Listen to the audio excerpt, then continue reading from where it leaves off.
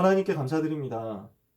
우리 사랑하는 고등부 선생님들과 함께 이 시간 짧게 말씀 나누고 내일 예배를 위해서 그리고 고등부 전체를 위해서 기도할 수 있는 은혜를 주셔서 감사합니다.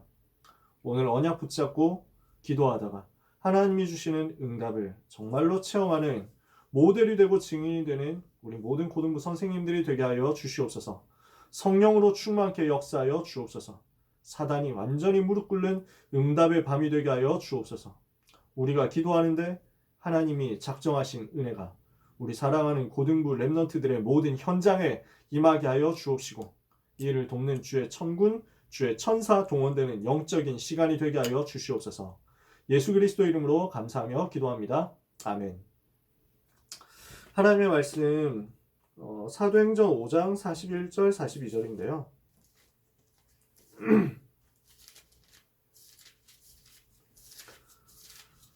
신약성경 사도행전 5장 41절 42절 두 절의 말씀을 제가 읽겠습니다.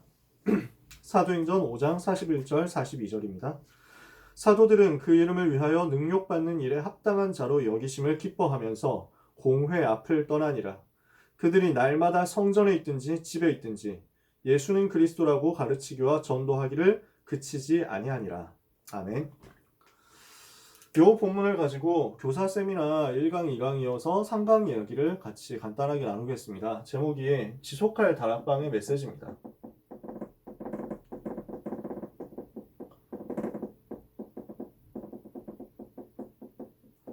사도행전 5장 41절에 전도자들이 얼마나 복음으로 충분하고 복음으로 완전하고 복음으로 행복했느냐, 복음 때문에 핍박받는 걸 너무 기뻐했어요. 복음 때문에 핍박받는 것을 너무 감사하게 생각했죠. 내가 감히 그 이름을 위해서, 그리스도 이름을 위해서 핍박을 받을 수 있는 자격을 얻었구나. 너무 하나님 앞에 감사하고 영광이다. 이렇게 여겼단 말이에요. 그래서 유 목사님이 한 번씩 그런 얘기 하시잖아요. 초대교회는 복음을 받아서 너무 감사하다. 근데 그 정도로 끝나지 않았다. 복음을 전할 수 있어서 너무 감사하다. 그런데 그 정도가 아니었다. 복음을 전하기 위해서 핍박을 받을 수 있는 것을 감사했다. 이게 초대교회의 수준이었죠. 우리가 이 응답을 받아야 되겠습니다. 이 사람들이 가지고 있었던 열쇠가 뭐였습니까? 날마다 성전에 있든지 집에 있든지 예수는 그리스도라고 가르치고 전도하는 것이었어요. 그러니까 전도 운동할 메시지가 분명히 있었고 이것을 날마다 현장에서 지속했는데 그 비밀이, 그 키가 예수가 그리스도라는 메시지였다는 것입니다. 그래서 우리가 1강에서 얘기했었던 것이 다락방이 무엇이며 그 다락방을 어떻게 준비할 것이며 그 다락방이 어떻게 시작되느냐, 사도행전 2장의 5가지 단계를 얘기했어요. 그리고 2강에서 얘기했었던 것이 이 사도행전 2장에서 5가지 단계를 밟아가지고 시작된 다락방이 어떻게 현장으로 확산되어 가느냐에 대해서 이야기를 했었어요. 현장으로 확산되는 다락방, 현장에서 지속되는 다락방의 조건, 사도행전 2장 42절 말씀드렸었습니다. 사도의 가르침을 받아 떡을 떼고 교제하고 기도하기를 힘썼다. 요 네 가지를 가지고 지속을 했는데 요 네 가지 지속의 포인트를 가지고 계속 진행을 했더니 하나님 현장에서 마태복음 13장처럼 다락방이 확산되게 하셨다. 그 이야기를 말씀을 드렸었어요. 한 달 벌써 지났지만요. 그래서 그 내용을 이어가지고 오늘 이야기를 말씀을 드릴 건데요. 오늘 드릴 말씀은 되게 간단해요. 그래서 어떤 메시지를 가지고 다락방을 하면 좋겠냐 했을 때 복음편지, 새생명, 현장복음 메시지 이 세 가지 교재가 어떻게 구성되어 있느냐라는 것만 간단하게 말씀을 드리려고 해요. 그리고 앞으로 교사 미션홈을 지속한다 했을 때 교재에 대해서 하나하나 조금 간단하게만 짚어보는 시간 가지려고요. 자, 먼저 생각해 봐야 될 것이 다락방에서는요 4가지 사건이 계속 일어나야 됩니다. 어떤 사건이냐? 4가지 이벤트들이 계속 일어나고 있어야 되는데 첫 번째, 불신자가 다락방 와가지고 영접하고 생명 얻는 역사가 일어나야 돼요. 이것이 우리에게 일어나야 되는, 우리 다락방이 일어나야 되는 첫 번째 사건입니다. 4가지 사건이라고 했을 때 불신자가 다락방에 꾸준히 초청되어가지고 영접하고 생명 얻는 일입니다. 두 번째, 새신자가 양육을 받고 확립되는 일이 벌어져야 됩니다. 세 번째, 기존 신자들이 와가지고 이 사람들이 은혜를 받고 영적인 힘을 얻도록 만들어줘야 됩니다. 네 번째로, 이 다락방에서 특별히 사명자들이 제자 훈련을 받고 요원으로 확립되는 일이 벌어져야 됩니다. 요 네 가지 일이 계속 일어나야 돼요. 그래서 지속할 다락방은 요 네 가지가 계속 일어나는 다락방이거든요. 그게 생명 있는 다락방이에요. 그러니까 다락방 안에는 네 종류의 사람이 계속 오는 겁니다. 네 종류의 사람이 같이 모여야 돼요. 불신자가 와야 되고, 새신자가 와야 되고, 기존 신자가 와야 되고. 여기서 기존 신자라는 말은 이제 기존 교회 다니는 사람을 말하는 게 아니라 우리 멤버, 일반 멤버, 그죠? 그 일반 멤버들이 계속 와야 되고, 다락방 멤버들이 와야 되고, 그 중에 핵심 요원들, 사명자들이 계속 일어나야 된다는 거예요. 그러면은 요 일들이 일어나서 불신자가 초청되고, 새신자가 초청되고, 또 그냥 계속 은혜 받을 다락방 멤버들이 와야 되고, 사명자들이 와가지고 점검받아야 되는데, 이걸 할 수 있는 중요한 열쇠가 뭐냐면 기도거든요.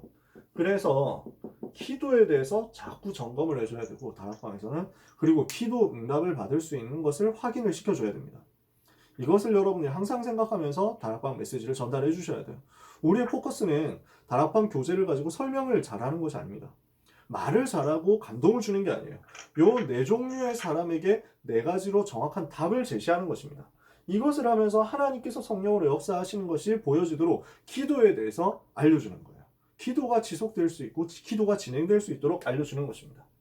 요것을 두고 복음 편지, 새생명 새생활 현장 복음 메시지 세 교재를 간단하게 볼게요. 자, 복음 편지입니다. 여러분 너무 잘 아시잖아요. 뭐 길게 설명드릴 필요는 없고요.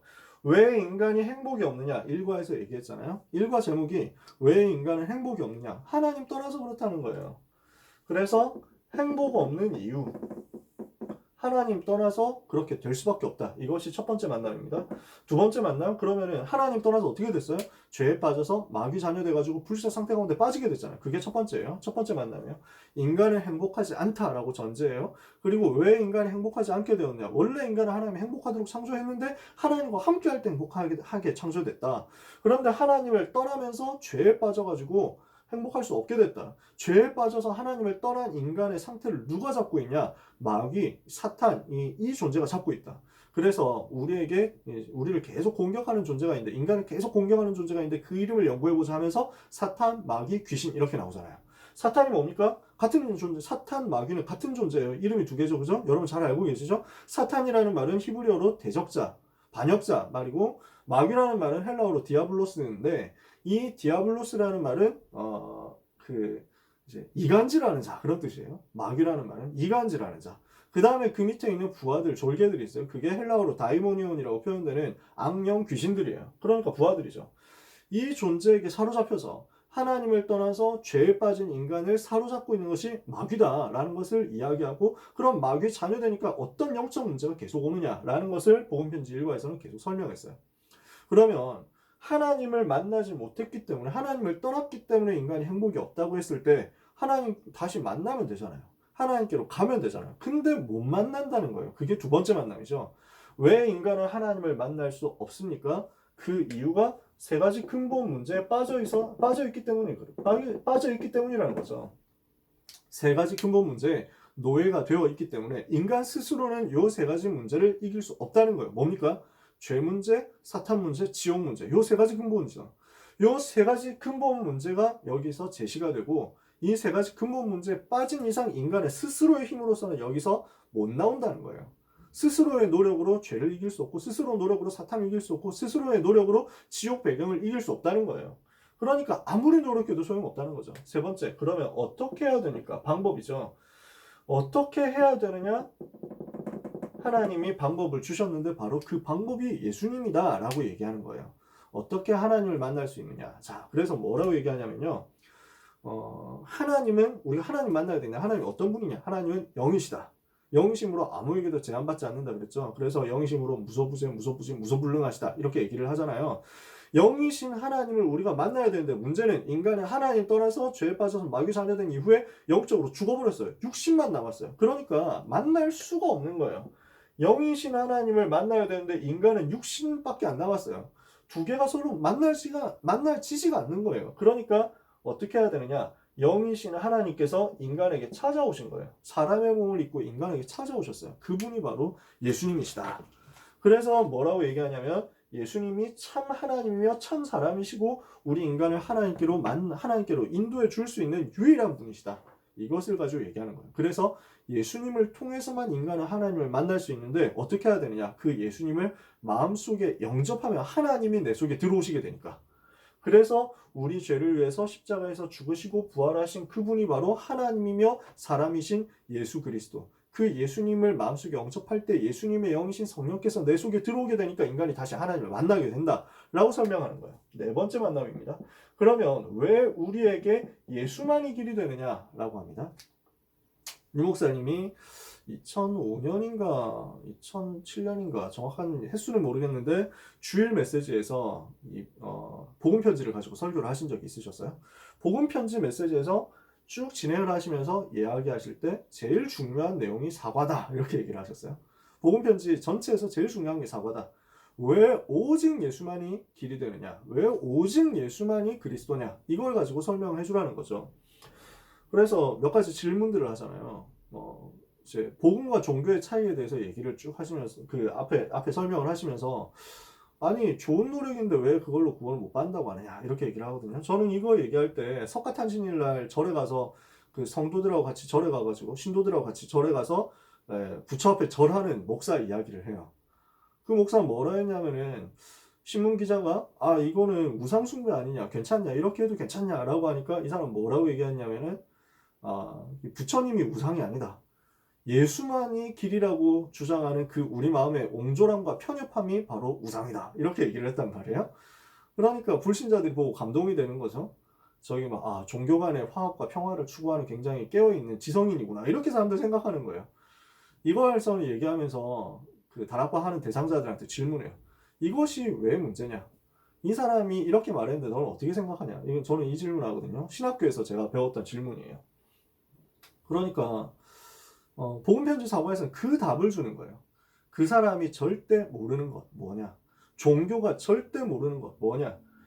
인간의 영적인 문제와 이것 때문에 오는 인간의 실제 멸망이다라는 거예요. 왜 우리에게 오직 예수만이 길이 되느냐? 예수 아니면은 그리스도 아니면은 다 좋아요. 종교의 가르침 좋은 거 가르치잖아요. 나름대로 선행에 대해서 얘기하잖아요. 어려운 사람 도와주라 얘기한단 말이에요. 착하게 살아라 얘기한단 말이에요. 정직하고 열심히 하란 말을 얘기를 한단 말이에요. 그런데 그 문제 가지고는 절대로 사단이 갖다 주는 영적 문제 못 이긴다는 거예요. 사단이 갖다 주는 우상 숭배했을 때 올 수밖에 없는 재앙의 문제, 저주의 문제를 못 이긴다는 거예요. 그래서 우리는 이 부분에 대해서 실제 알려줄 필요가 있습니다. 네 번째 만남에서 무엇을 얘기해 줘야 되냐면 하나님을 떠나서 죄에 빠져서 마귀의 자녀 되었을 때 올 수밖에 없는 영적 문제와 재앙의 현실에 대해서 얘기를 해줘야 돼요.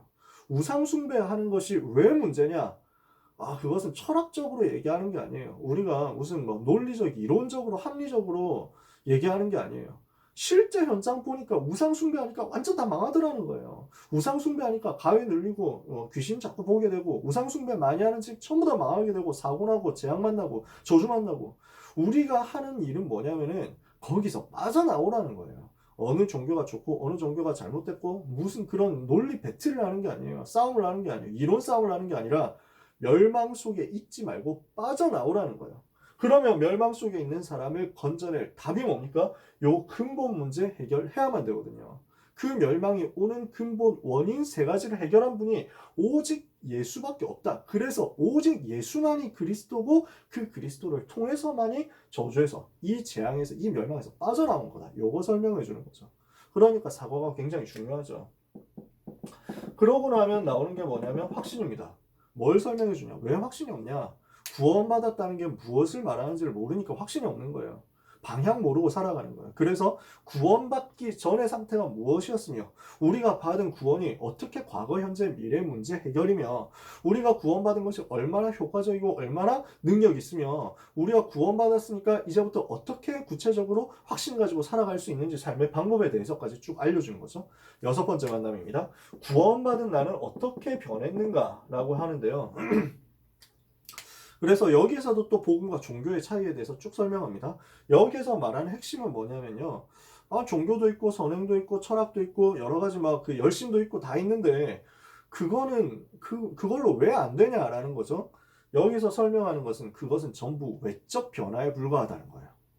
구원받은 사람에게 온 변화, 진짜 변화는 뭐냐면 내적인 근본적인 영적 변화라는 거예요. 어떤 변화가 왔느냐? 우리에게는 외적 변화가 아닌, 외적 변화에 불과한 그것이 아닌 진짜 변화, 내적 변화, 영적 변화, 근본 변화가 왔다는 것을 설명해 주는 거예요.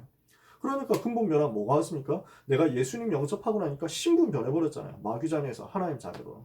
그러니까 내 삶의 상태가 변했잖아요. 전에는 죄의 종이었는데 이제는 의의 종으로 내 삶의 인도됨이 달라져 버렸어요. 전에는 마귀가 지배하는 대로, 마귀가 시키는 대로 마귀의 인도를 받아 살았는데 이제는 성령의 인도 받아가지고 사는 거예요.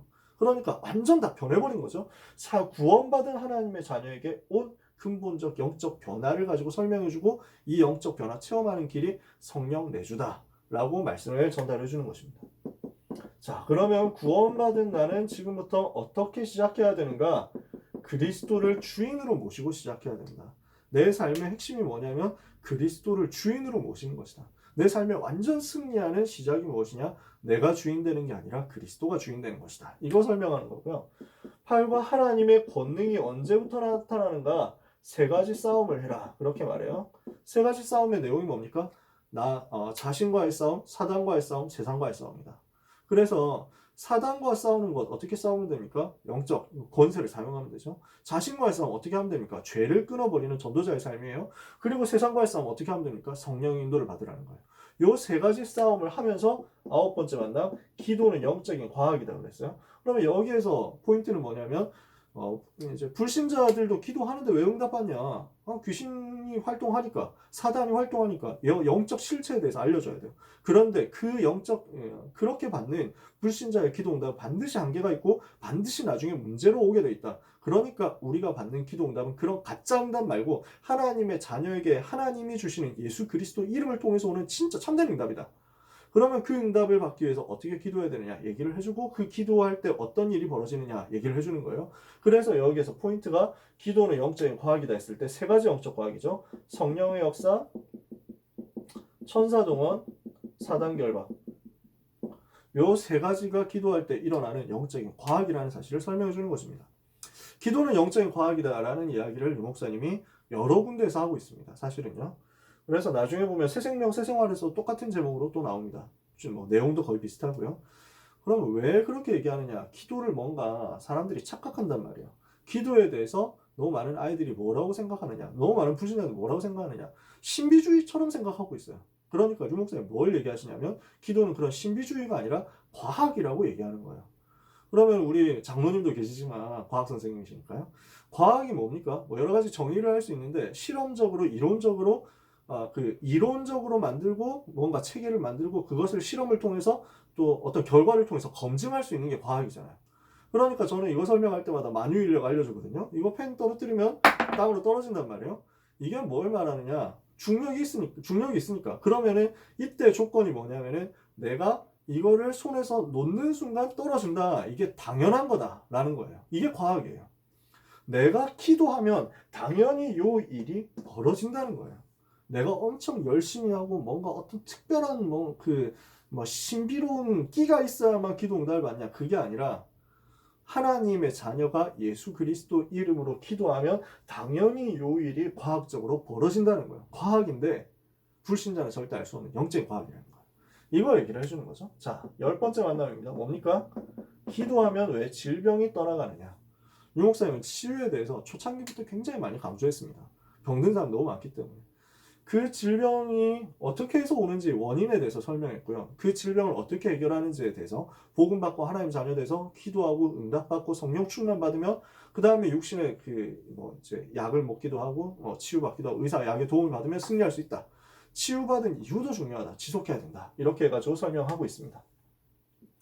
여기 이 복음 편지에서 한 가지 이제 포인트가 되는 부분이요.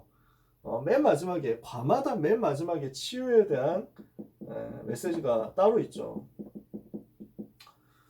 원래는 없었어요. 초창기부터 다락방 하신 분들은 아실 거예요. 1995년까지는 복음 편지에 그런 치유의 내용들이 따로 들어있진 않았어요. 지금 보면은 점술, 역술, 굿 첫 번째 만남에서는, 두 번째 만남에서는 악몽, 세 번째 만남에서는 불안, 네 번째 만남에서는 귀신에게 시달린 자, 다섯 번째는 제사 문제, 여섯 번째는 마약과 약물, 일곱 번째는 연약한 치유, 여덟 번째는 정신질환 치유, 아홉 번째는 불치병, 암 치유, 그 다음에 열 번째는 에이즈 치유 이렇게 되어 있습니다. 요 내용이 앞에 거하고 생뚱맞게 좀 다른 것 같은데 어떻게 해야 됩니까? 라고 고민하는 경우들을 가끔 봅니다. 그래서 이걸 어떻게 설명해야 되는지 몰라가지고 그냥 넘어가는 분들도 좀 있더라고요. 너무 골치 아프게 생각할 필요는 없고요. 그냥 부록이라고 생각하시면 돼요. 95년까지 있었던 복음편지에는 이 내용이 없었어요. 96년에 복음편지 개정판이 됐는데 그 개정판이 될 때 변화가 존댓말이었는데 반말로 바뀌었어요. 그 다음에 요 치유에 대한 내용이 들어갔어요. 왜 그러냐면 치유에 대한 메시지를 유목사님 구체적으로 좀 더 해야 되겠는데 이 부분을 가지고 하나하나씩 이제 새로 만들어가지고 하는 것보다 그 밑에 끼워가지고 알려주면 되겠다 이렇게 보신 거예요. 그래서 그 앞에 있는 내용들하고 맨 마지막 보도에 있는 치유하고 연결이 안 되는데 어떡합니까? 라고 너무 고민하실 필요는 없고요. 혹시 이 중에 이런 문제로 시달리는 사람이 있다면, 혹시 당신이 이런 문제로 시달린다면 이 문제에 대한 답은 이렇게 응답받으면 된다라고 조금씩 알려주시면 돼요. 그렇게 참고하시면 되겠습니다. 여기까지 복음편지 우리가 1과부터 10과까지의 내용을 간단하게 정리했어요. 시간이 좀 가니까요. 나머지는 조금 덜 자세하게 설명할게요. 사실은 제목만 봐도 답이 다 나오거든요. 새 생명, 새 생활입니다. 이 내용이 세 가지로 분류할 수 있는데 첫 번째는 새 생명이죠. 1과가 뭡니까? 구원의 길입니다. 복음 메시지 하죠. 2과가 뭡니까? 다른 이로서는 구원을 받을 수 없나니. 똑같은 복음 메시지를 그림을 가지고 또 설명해요.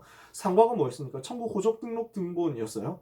그래서 구원받은 하나님의 자녀는 1과 2과에서 예수님 영접하고 하나님 자녀 되는 것에 대해서 설명했다면 3과에서는 이 구원받은 하나님의 자녀가 천국 가는 하나님의 자녀 신분이 됐다. 절대 지옥 못 간다. 망할 수 없다. 이걸 설명합니다. 4과에서는 거듭남의 증거. 나는 이렇게 구원받았으니까 이렇게 변해버렸다. 새로운 생명이 생겼고 새로운 신분이 되었고 새로운 삶을 살게 됐다라고 하는 것을 변화가 이렇게 왔다는 것을 설명합니다. 여기까지가 새 생명에 대한 내용이었다면요.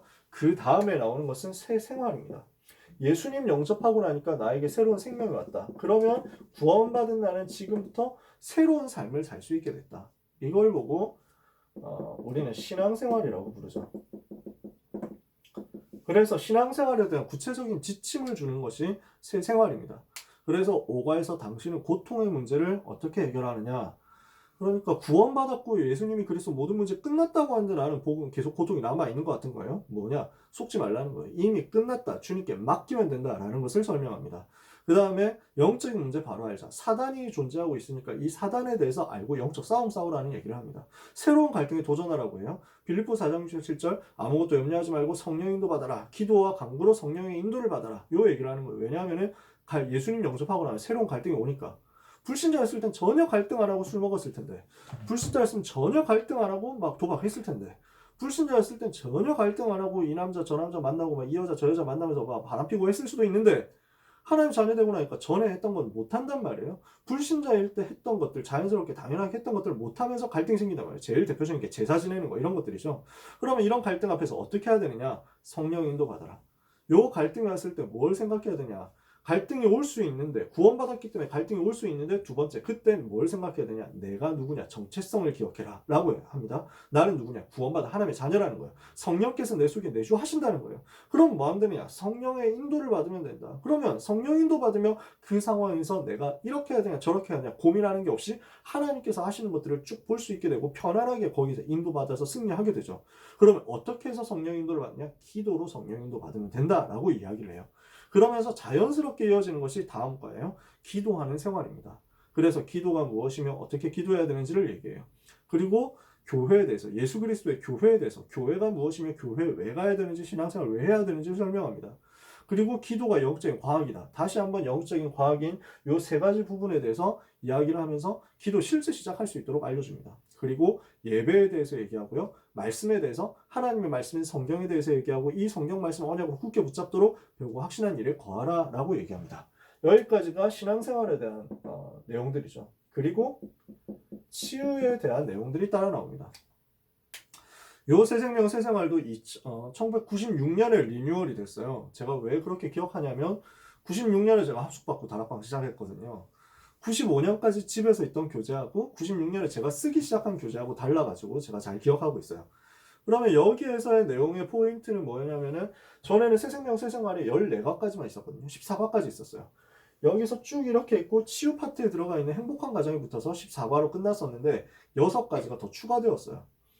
그래서 새생명 새생활 교재를 보면 1과부터 13과까지의 좀 그 문장 말투하고 그 다음에 14과 이하의 말투가 되게 달라요. 14과 이후는 그냥 되게 짧게 끊어져 있어요. 그래서 그 앞에는 그냥 설명만 하면 되니까 쉬웠는데 그 뒤에부터는 조금 어렵다고 느끼는 분들이 있거든요. 어렵게 생각하실 필요는 없습니다. 몇 가지 주제만 기억하시면 돼요. 첫 번째, 영적 치유인데요.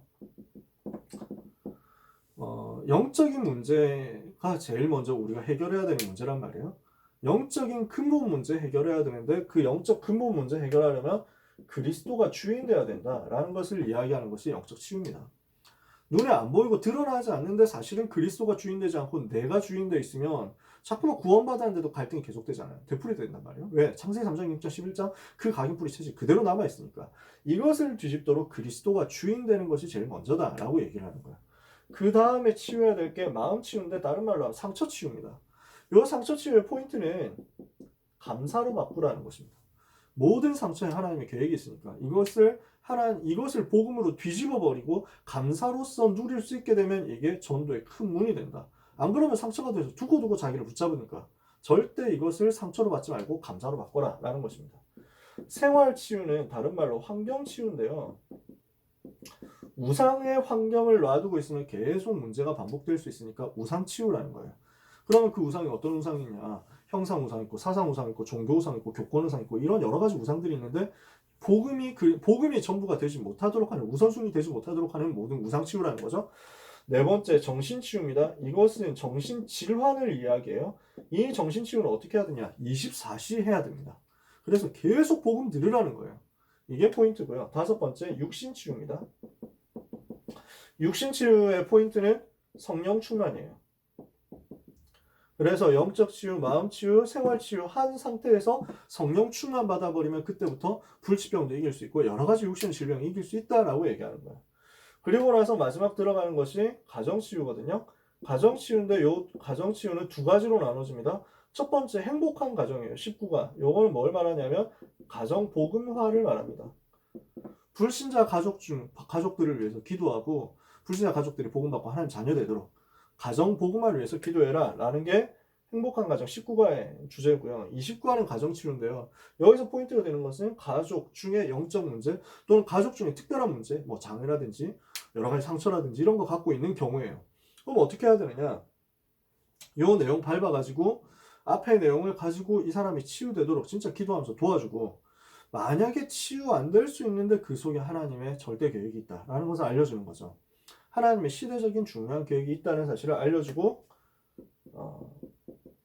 가정을 위해서 가족을 위해서 기도할 수 있도록 도와주라라고 하는 것이 가정치유의 내용입니다. 자, 이렇게 복음 편지와 새 생명 새 생활 내용을 우리가 봤는데요. 요 두 개의 교재의 특징이 있습니다. 뭐냐면은 개인 양육에 주로 좀 포커스가 맞춰진다는 거예요.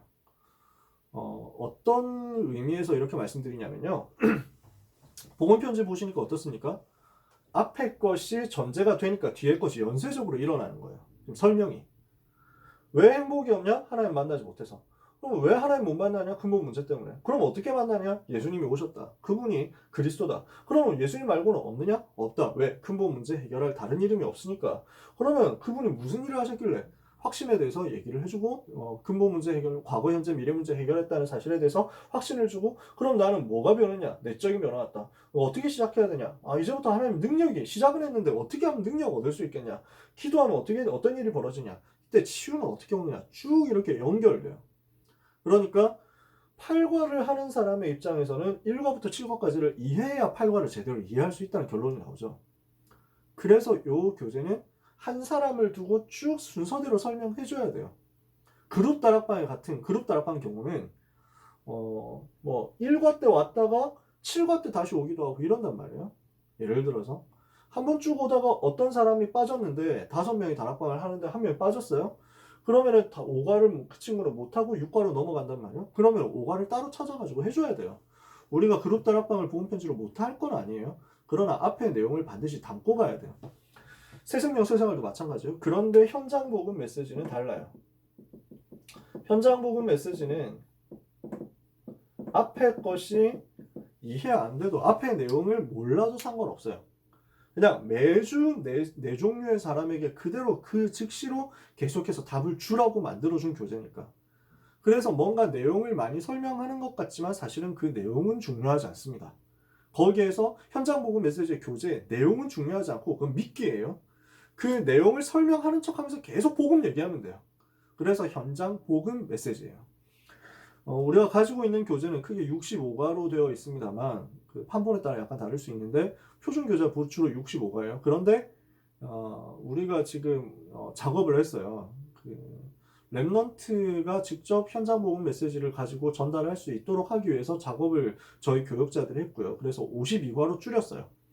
한 주에 하나씩 해가지고 1년 동안 할 수 있는 다락방 교재로 줄였고 내용 설명도 되게 조금 그 랩넌트가 그냥 읽어주기만 하면 되도록 조금 쉽게 만들었어요. 그 내용이 아마 우리가 이제 작업을 거의 다 했고 원고를 넘겼기 때문에 조금 있으면 나올 거예요. 그 내용을 가지고 여러분들이 참고하셔서 해도 돼요. 좀 설명을 많이 풀어서 했기 때문에 여러분들이 도움이 되실 거라고 생각합니다. 그런데 뭐 65과짜리 교재를 쓰건 52과짜리 교재를 쓰건 간단하게 큰 흐름은 바뀌지 않았습니다. 큰 흐름은 뭐냐면 다락방 형성을 위한 기초 메시지가 제일 먼저 나옵니다.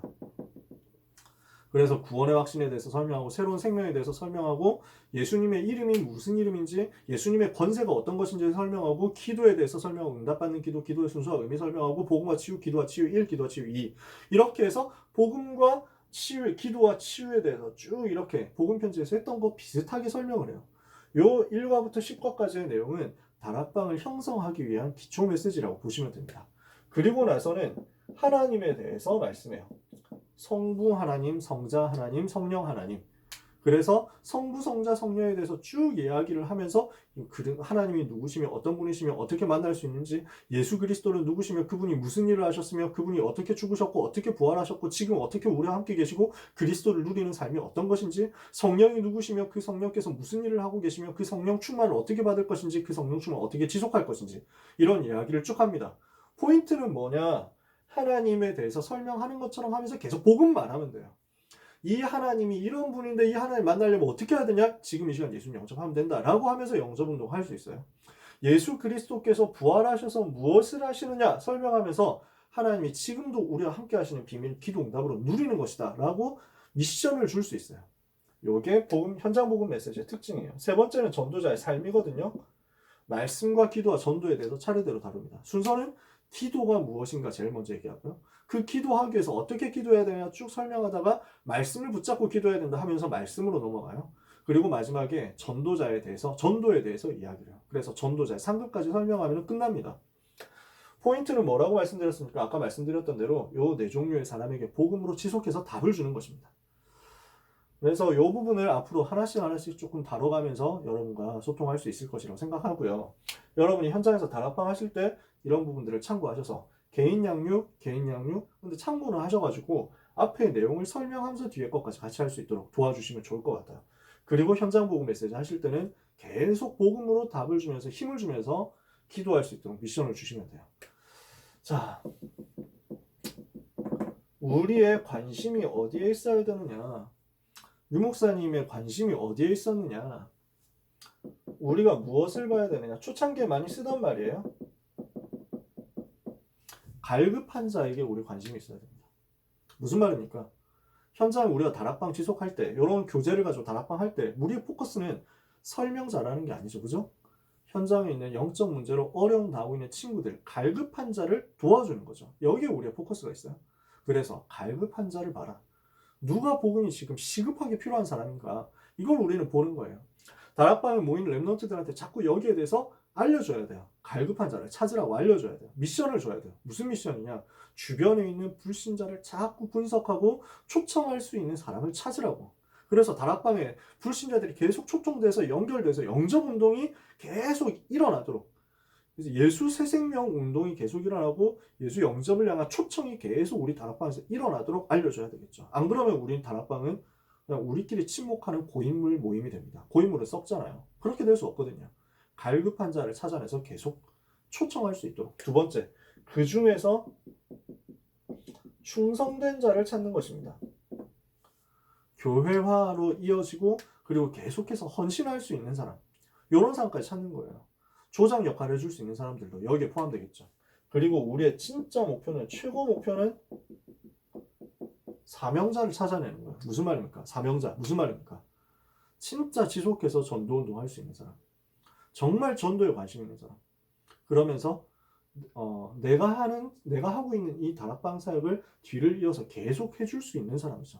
요 사명자를 찾아내는 것입니다. 그래서 갈급한 자, 충성된 자, 사명자를 찾을 수 있도록 우리가 이 사람들을 움직일 수 있는 요원으로 세워져야 되겠습니다. 언제든지 어디서든지 현장을 변화시킬 수 있고 현장을 뒤집을 수 있는 한 지역을 책임지고 한 학교를 책임지는 다락방 요원. 이게 우리 렘넌트들의 목표가 되어야 되겠습니다. 우리가 렘넌트를 움직일 수 있는 요원으로 세워져야 되겠습니다. 하나님이 주시는 응답을 여러분 모두가 받게 되시기를 바랍니다. 늦은 시간까지 수고 많이 하셨고요. 오늘 3강 메시지는 이 정도로 할게요. 1강, 2강 메시지도 따로 녹화를 해가지고 올리려고 해요. 필요하신 분은 참고하셔가지고 언제든지 확인하시고 인도 받으셨으면 좋겠습니다. 기도하고 말씀을 마치고 그 다음에 바로 또 기도해야 할게요. 기도하겠습니다. 하나님 은혜를 감사합니다. 오늘 주시는 다락방 지속을 위한 메시지 말씀을 가지고 우리 선생님들과 모든 전도자, 모든 사역자, 그리고 모든 렘넌트들이 현장에서 다락방 진행하고 지속할 수 있게 해주옵소서. 모든 현장에서 날마다 예수가 그리스도라고 정확하게 전달할 수 있는 증인 되도록 우리 선생님들께 성령 충만 주시옵소서. 하나님의 영으로 완전히 감동되는 역사가 일어나도록 모든 제자들에게 역사하여 주옵소서. 그래서 우리가 있는 곳에 갈급한 자 일어나게 하시며 살아나게 하시며 충성된 자 발견되게 하시며 사명자 일어나서 현장 복음화하는 역사 있게 하여 주옵소서. 이를 위한 모든 하나님의 소원 품은 기도하는 요원들에게 주의 성령께서 충만하여 주옵소서. 예수 그리스도 이름으로 기도합니다. 아멘.